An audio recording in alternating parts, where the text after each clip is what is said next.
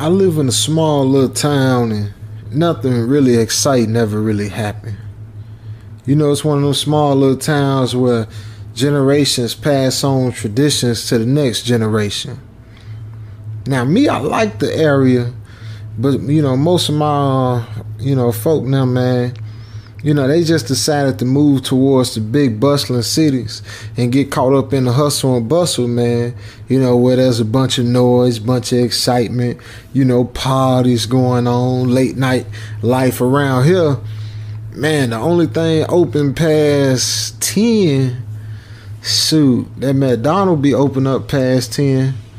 But then that's only on Friday, Saturday. Everything else in the area be closed. Except for Waffle House, man. Waffle House stay open no matter what's going on, man. It can be the day, Judgment Day, and Waffle House still gonna be open, man. But anyway, I was just going for a walk on a Sunday morning, before church and everything. And when I saw this big gathering around the park, now me, I knew right away that something had happened. We don't get much trouble around here. And when something do go off, it attract a lot of people, man. And bad news, it travel faster than the good news. You know how that go. There ain't folk when you do something good, ain't nobody got nothing to say, boy. But soon as you slip up and do something bad, boy, everybody and their mama got something to say about it, man. But anyway, I walk up, to the crowd in the park. And it was just mainly, dog walkers and joggers and all that stuff. Now, what I saw on the ground, it just shocked me, man. It was a man with a knife in his stomach on the ground, just laying there. But he wasn't in pain, though. He's sitting there smiling. Now and then, the man that was stabbed, he would look at one of us and he'd give an even bigger smile. And when he spoke something, it just creeped us out, man. He said, "Would anyone like to be my killer?" Now, this was weird because, if you got a knife just sitting up in your stomach, man, you shouldn't be able to just talk with just so easily and so nonchalant about it.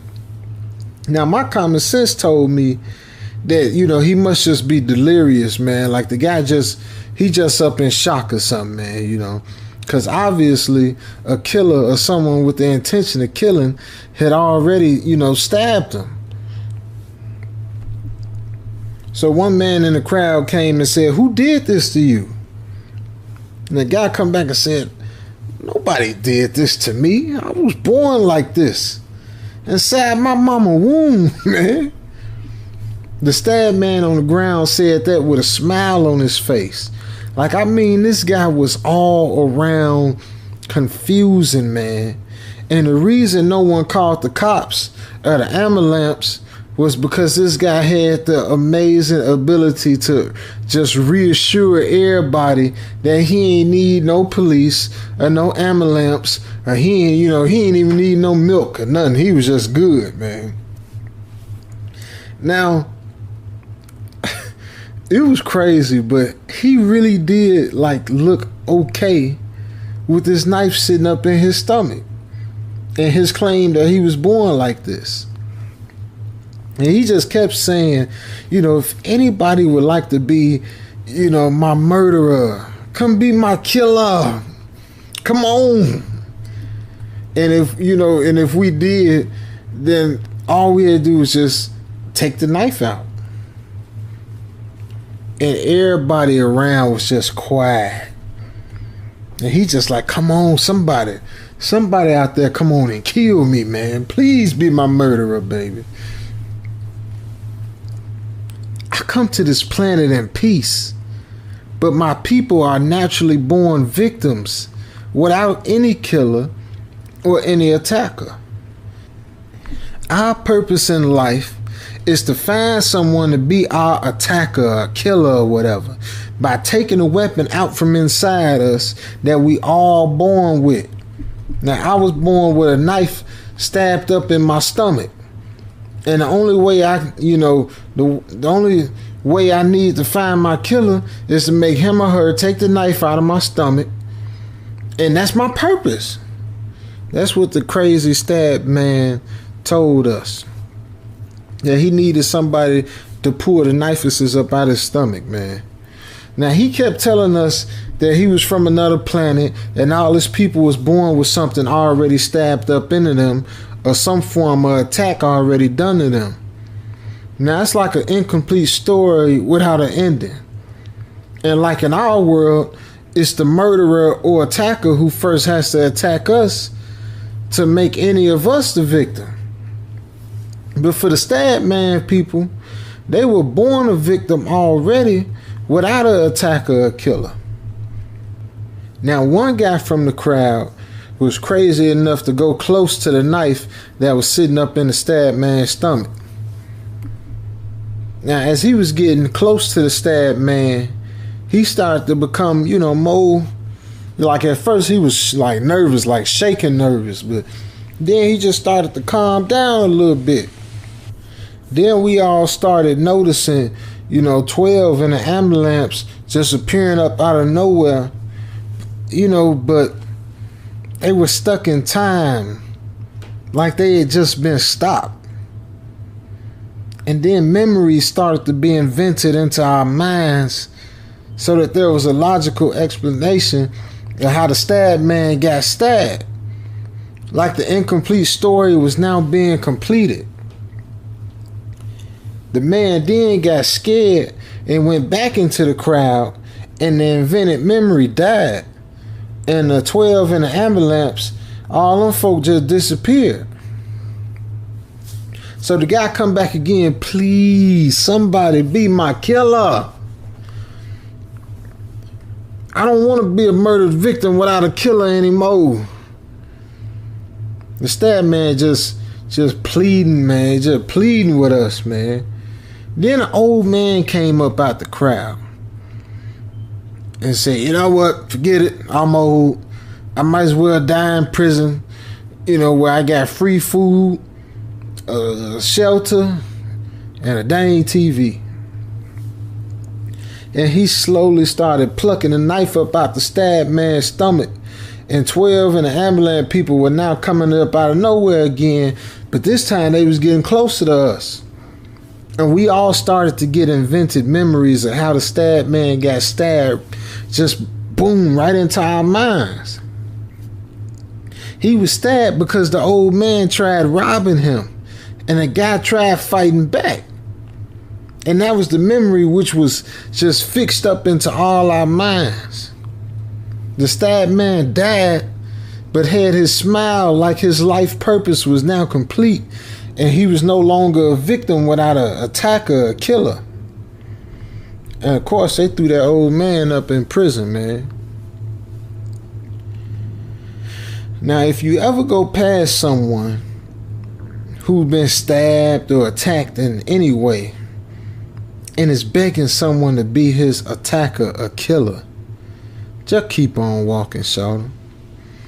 Their alien race is a strange race, and they look harmless, but they cause a whole lot of change.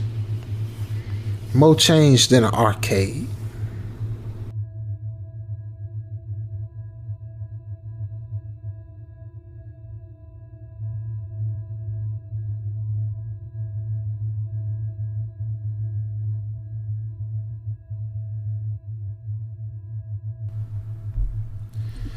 I'm the youngest of 4 children. I got my brother named Titus, and my sister named Nydia, and my other sister named Laverne. She had an old lady name.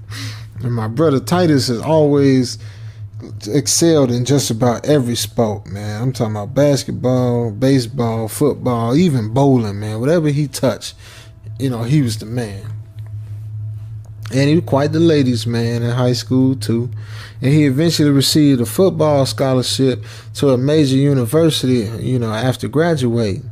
Signed with the New York Jets and all that. He was straight. Nydia is a talented musician and accomplished pianist. I'm just gonna be quiet. She had performed all over the world, from Carnegie Hall to the Sydney Opera House. She even performed for the Queen of England on 2 separate occasions. And Laverne, old name having but, was a straight A student all through school and got a PhD in physics from Harvard and is now a physics professor at MIT. Now, my siblings have always had it pretty good, but for me, I was pretty much the screw up, boy. I was the black sheep. Matter of fact, I was darker than black, boy. And I wasn't no good at sports, had no musical talent, be on playing, I used to play my little rap music and stuff. I used to be a rapper, you know how they go. Everybody rap at some point in their life, but that was about it. And my grades in school was below average, And as for being a hit with the girls, well, let's just say, I had a few challenges, So anyway, my parents eventually came to view me as a disappointment. They just kept it real with me, man. Although they never said it directly, they actions showed it. And they let me know in a kind of, you know how parents do, man, when they let you know. They know they view me, I know they view me as a hopeless cause. And to be honest, it hurt deep inside. And one day during my senior year of high school, I just, I was at my lowest point. And one day I flunked the math test, got dumped by my girlfriend for 2 months for the captain of the wrestling team.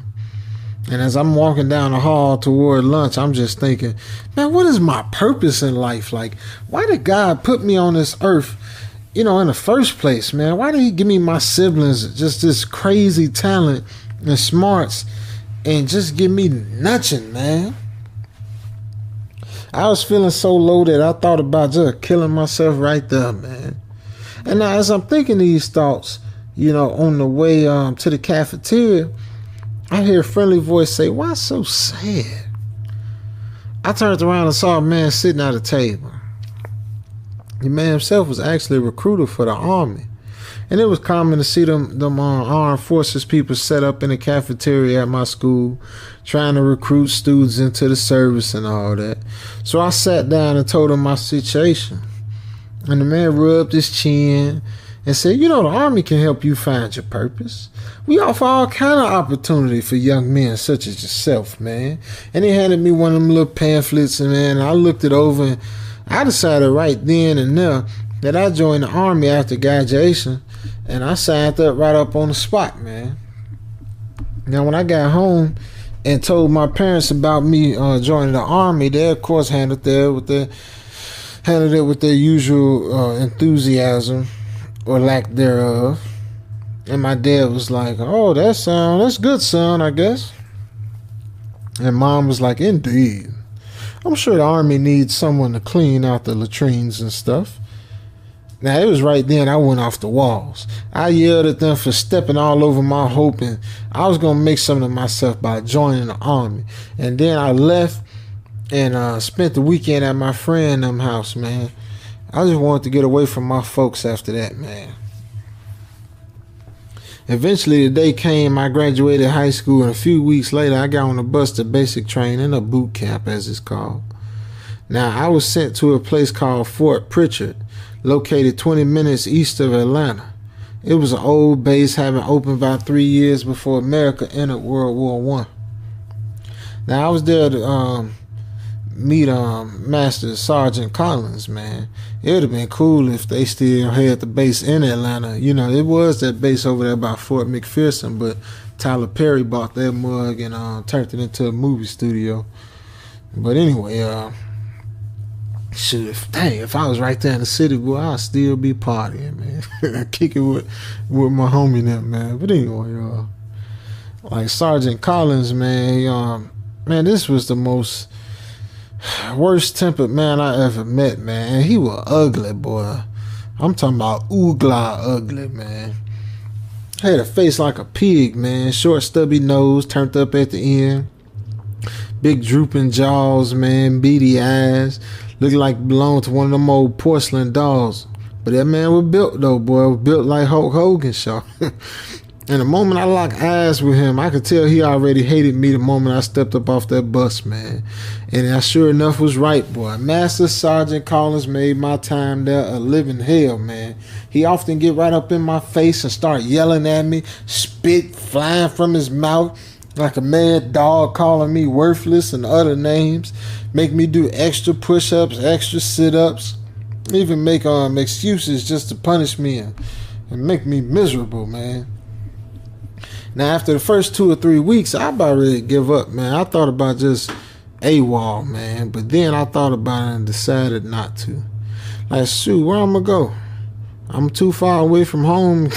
Bus don't run out here. And also the Army, they come and get me. Just to prove him and my, Master Collins, Sergeant Master Collins and my parents right. That was a worthless screw up.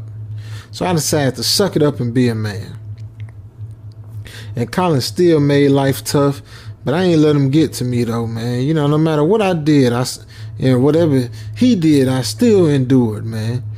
I think I was even starting to just tick him off, man, because, whenever he leave me, he'd be muttering cuss words up under his breath. Like this guy was trying his hardest to break my spirit, but I wasn't gonna let him know, man. Then one day during week 5 of basic training, I was in line with the rest of my regiment when, instead of Collins, man, we had a new drill instructor. The guy called himself Staff Sergeant Rowland. And after he addressed himself and he said he'd be our new instructor, I said, "So what happened to Collins?" And he said, "Master Sergeant Collins died in his sleep last night. We don't know the cause yet, but we should know by the end of the day." After that, the last 3 weeks of training were a breeze. It was later revealed that Collins had died of a brain aneurysm, man. I gotta admit, at first I felt bad. Dang, did I cause it? But Sue, really, he did it to himself. Ain't nobody tell him be trying me all day. You gotta be careful trying me up, so I mean, with all that yelling and screaming he did, it's just a matter of time for something like that happen. Now, eventually, I graduated from boot camp, and I was assigned to go over to Italy for 3 years. Where I learned a very special skill, man. When I came back, I used that skill to give me a good job, man. Now, what's the skill I learned? Well, I'll tell you, and you see, a few years after I got out the Army, I was invited to a reunion of my old regiment. So I went with my fiance to the reunion of the local VFW and met a bunch of guys and their wives and girlfriends, and about half of them was still in the Army, having decided to make career up out of it. So the reunion was going on and everybody having a good time, laughing, telling stories, drinking, when all of a sudden a blast of cold air just shot through the room.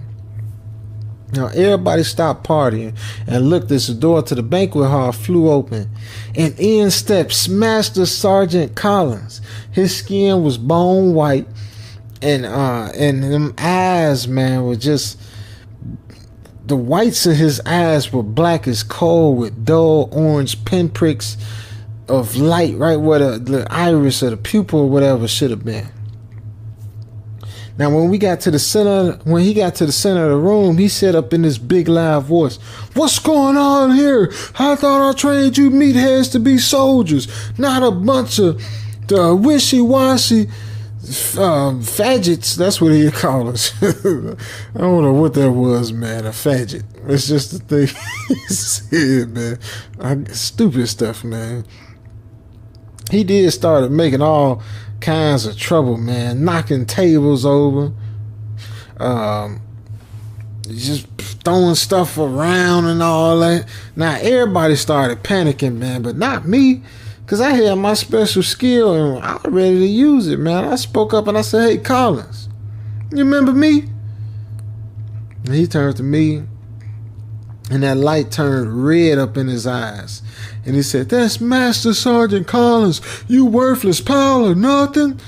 And he drew closer, man, and he continued, "You were worthless the day that you arrived at boot camp, and I bet you're worthless now. You weren't even fit to wear the uniform of the United States Army." And I stood my ground just like I did years before. And I said, "Oh yeah, what made you so tough back then, and what made you think you so tough now?" I could tell he was getting real angry, man, and that light in his eyes was getting bigger, but I kept going. "If you so tough even after death, then won't you fight me like a man?" At this point, he was filming, man. His eyes were completely red, and he looked over at me and said, "If it's a fight you want, it's a fight you're gonna get." And with this, he lunged at me screaming, man. And it was then that I whipped out my little crucifix and hollered, "In the name of the Father, the Son, and the Holy Ghost, I send thee back to where you came, man." And just like that, he just disappeared, man, like a little bubble, and it just popped. You know that special skill of mine? You can learn it. You can learn a thing or two in the army, man. But there's one thing they can't teach you. I learned my special skill from the chaplain in the base of Italy. Brother Patterson, what they called him. He was trained in some secret stuff, exorcisms that I really can't tell y'all nothing about. And then he trained me, and I got my little certification, So you can probably guess what I do for a living. I'm a professional demon killing, butt kicking, ghost drilling. I was finna say ghost licking exorcist.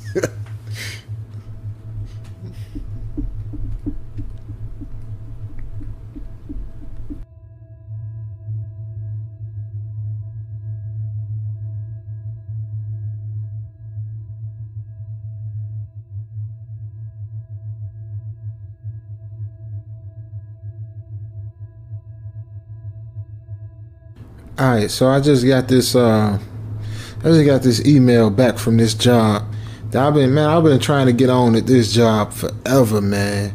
Man, they pay good too. That's why I've been trying to get over there. All the other little warehouses in the area, they pay they pay pretty deep, about 15 or whatever. But this warehouse right here, it started off at 18, and then it got up to 20. It go up $1 every year till it get up to 20. Then you got overtime. If you want to stay, do extra, you can do extra and all that stuff.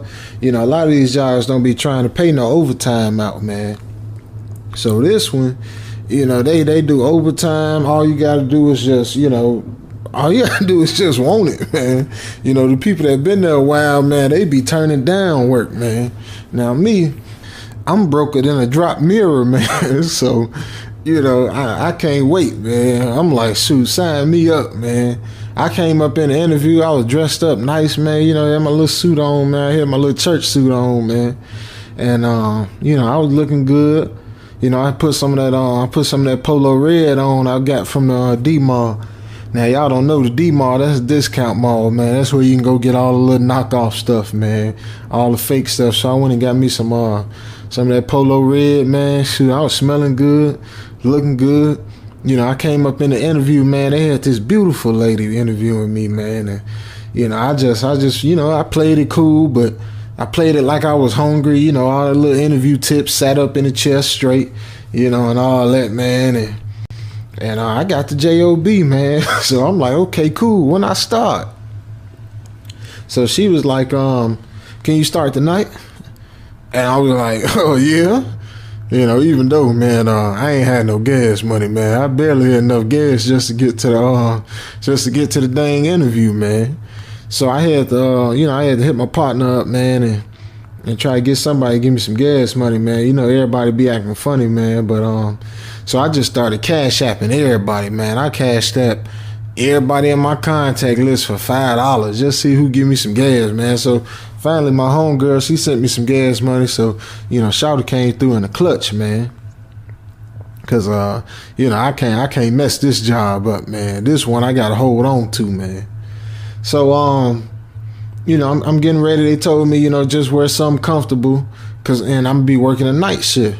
So I'm like, okay, cool. I put on some, I just put on some little jogging pants and a t-shirt, man, and and then I got super comfortable, man. I even had my little slippers with me, man. My little, my Nike slippers. I had the Nike slippers with me, just in case, man. Shoot, I'm gonna get comfortable in this mug, man.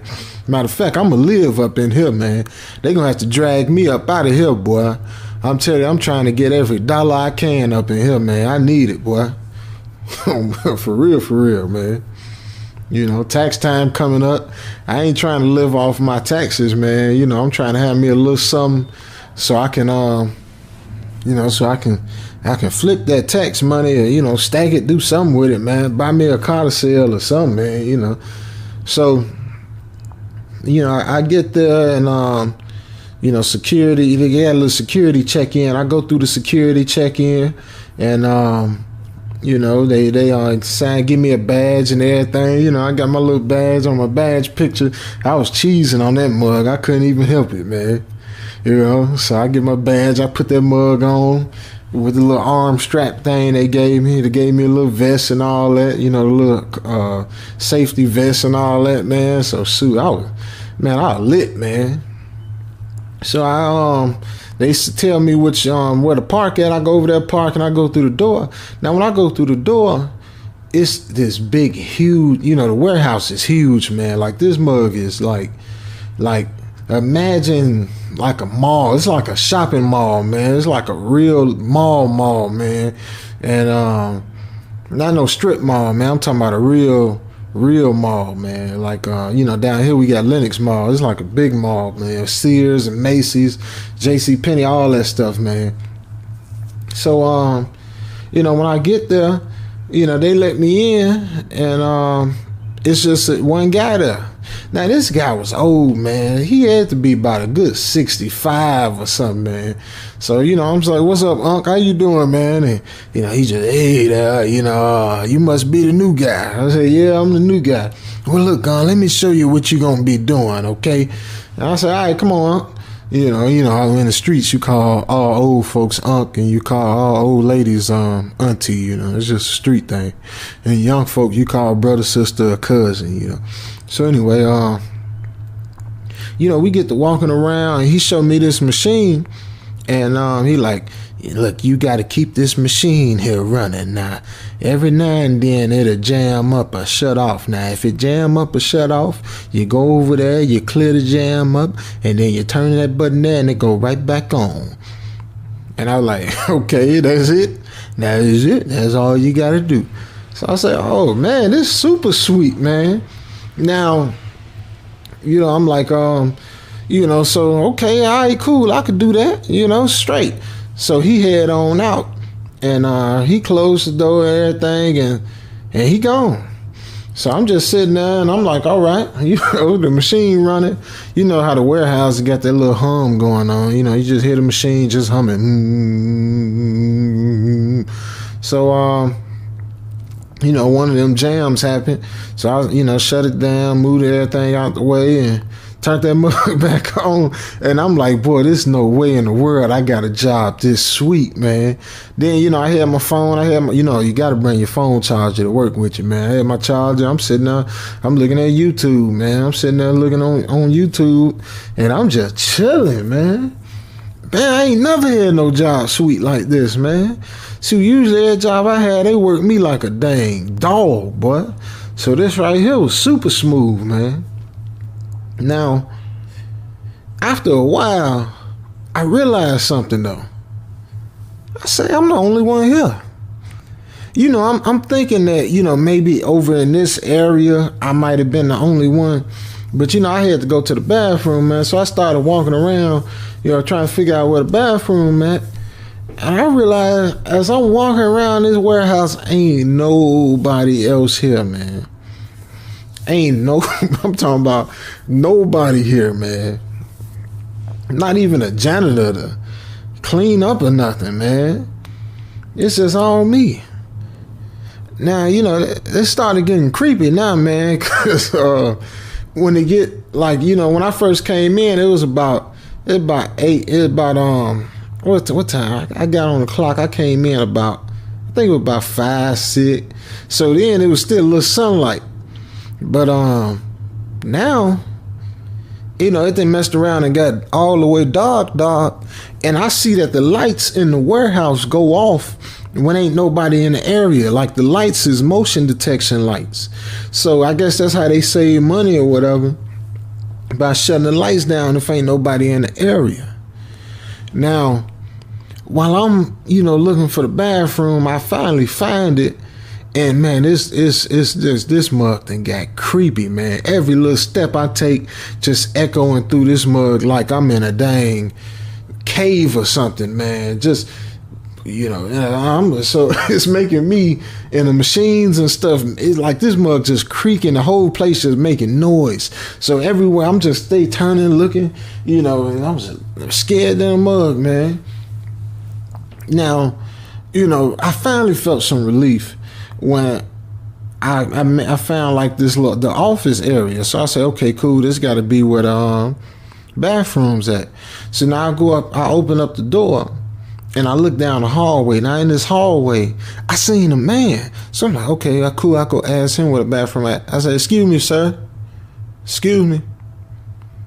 Excuse me. He ain't turn around, ain't nothing. So I say, okay, do he got headphones in or something? Or he just ignoring me because I'm a factory worker and he an office worker? So I said, excuse me, please, man, I'm trying to find a bathroom. All of a sudden, he turned around and started walking straight to me. Boom, boom, boom, boom, boom. Like walking quick, man. And he wasn't looking at me.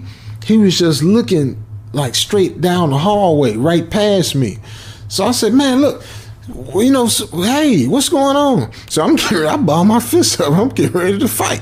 The guy looking crazy. So now when he get ready to go past me, man, this guy walked right past me, and I reached out to, I wanted to reach out to try to touch him, but man, you know, I'm like, okay, I don't want to touch the guy. He might, but man, he walked past me and he walked straight through a door.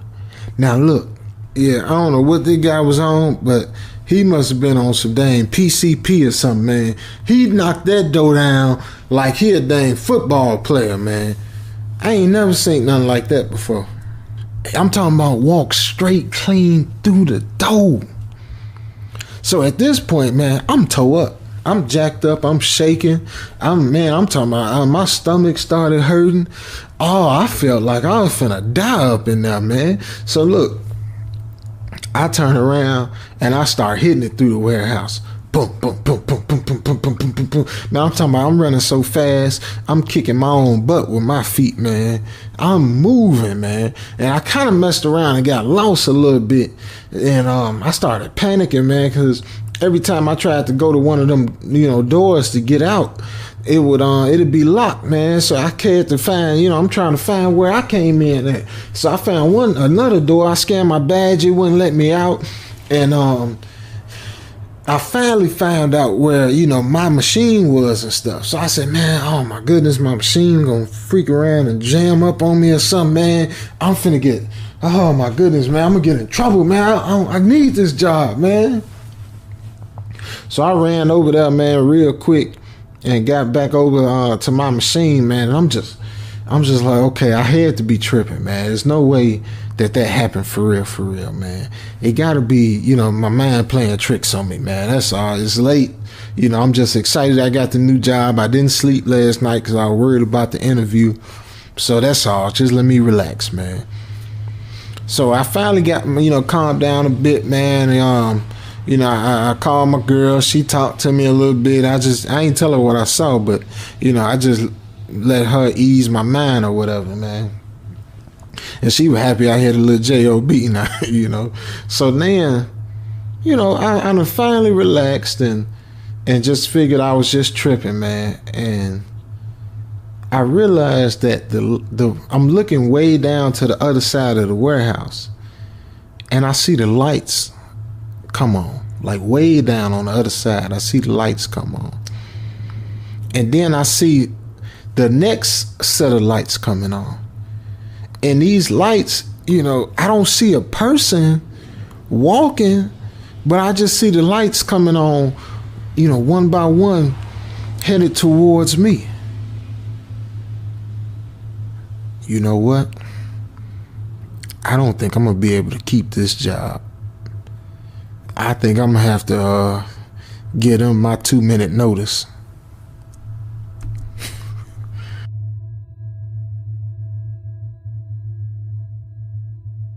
Now look, family, I'm from the streets, man.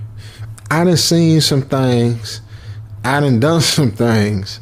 And I done been in some situations where, like, I done been in some situations where I'm like, okay, I don't know if I'm even finna live through this. I might die tonight.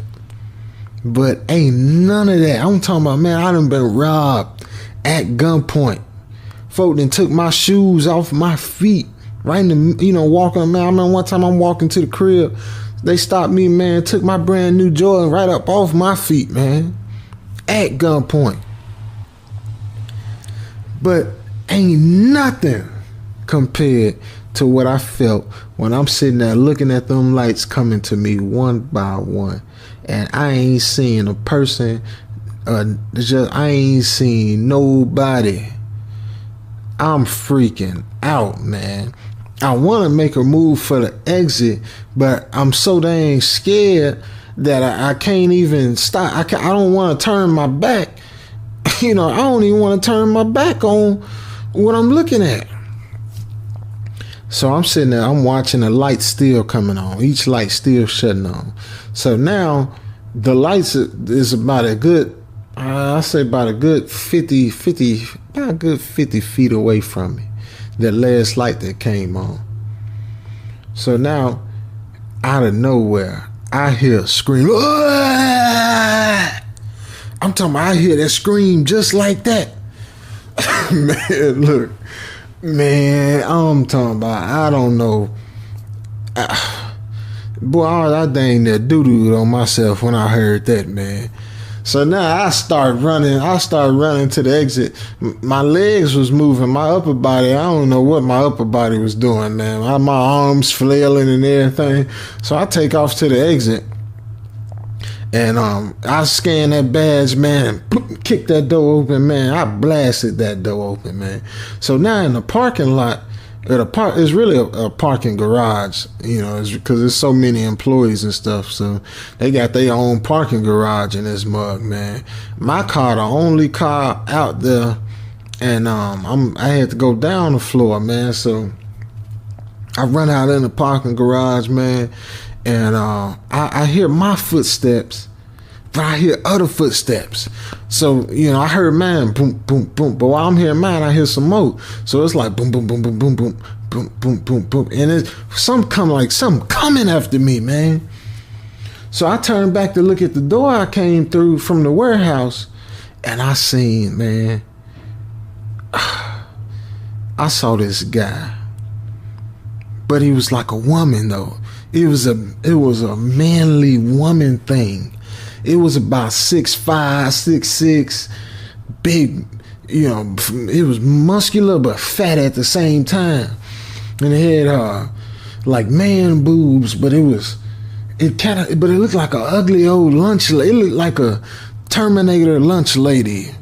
Ugly Terminator lunch lady thing, man. And she come moving and grooving after me, man.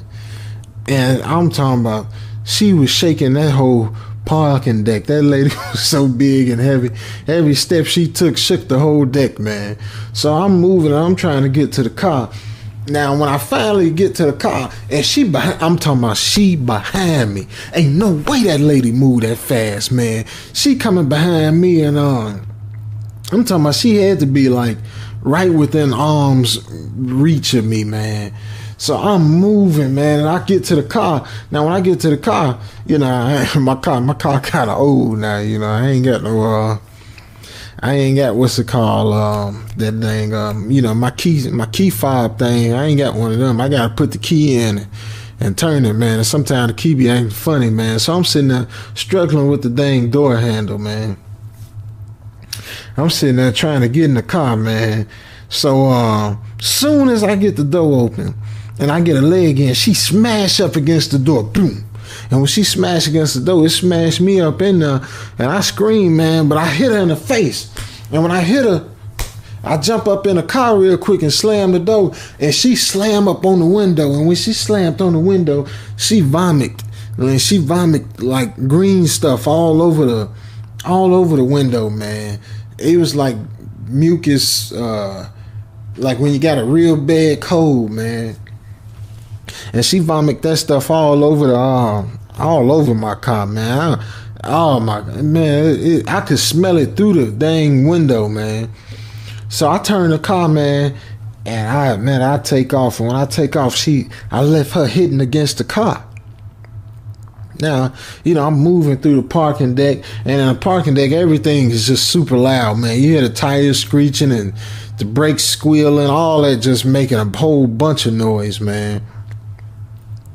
Now, when I finally get to the bottom, I get to the security arm thing, and I see the security guard sitting up in the booth or whatever. So I'm like, so he's like, man, what you in such a rush for, man? What's going on? And don't you work until, your shift ain't over till like, 3 a.m. or something? What's going on? I said, man, look, I don't know if somebody playing a prank on me or something, man, but there's this big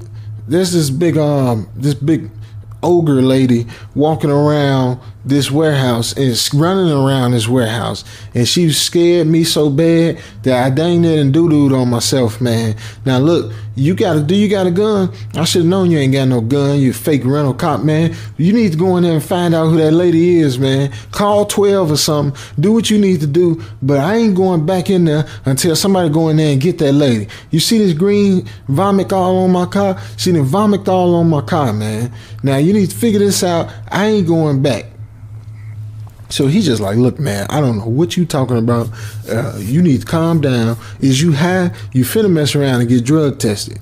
Now, look, I don't know who you think you done seen or whatever, but you need to go ahead and you're going to mess around, lose your job, and you just got this job. Now, you're going to lose your job. You need to turn the car around, go back up in there and work. And quit being so scared. Now, you want me to go with you? I'll go with you and just show you ain't nobody up in there. So I'm like, look, man, I don't want to lose this job. This is the best job I've had in my whole life. Probably the best job I'm ever going to have in my whole life. But I can't go back in there, man.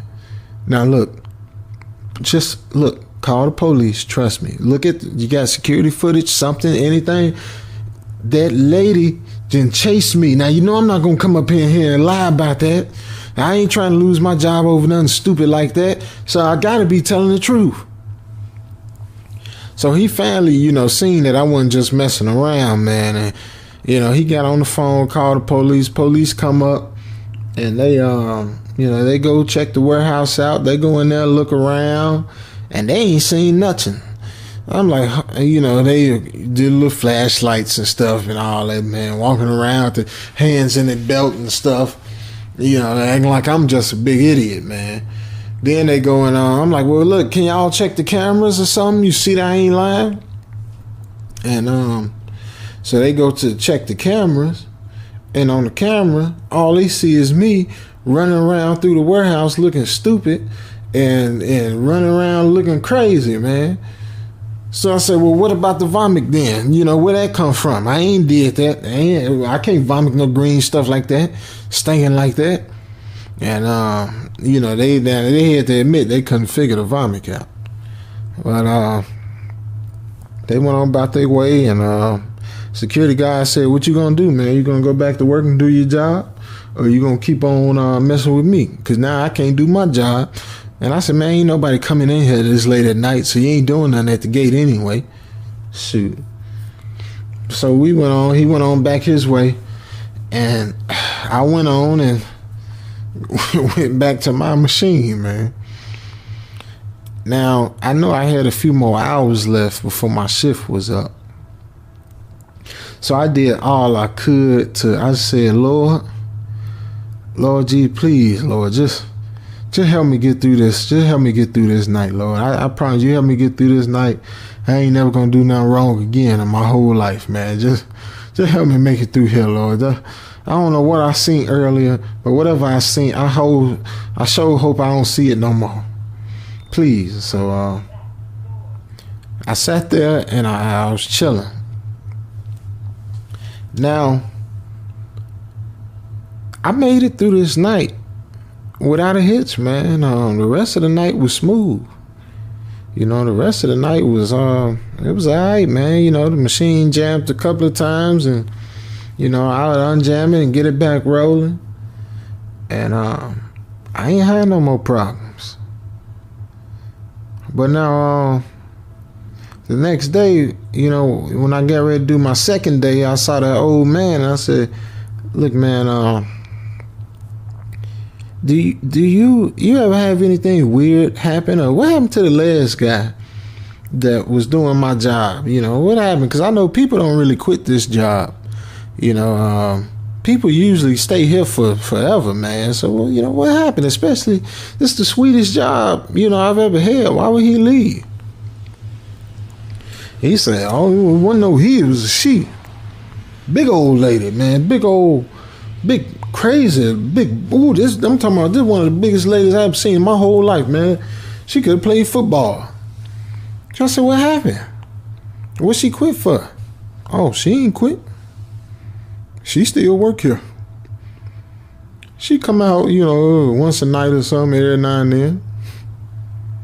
But usually she just be in the warehouse chilling somewhere. You see her from time to time. You know, she got it easy up in here."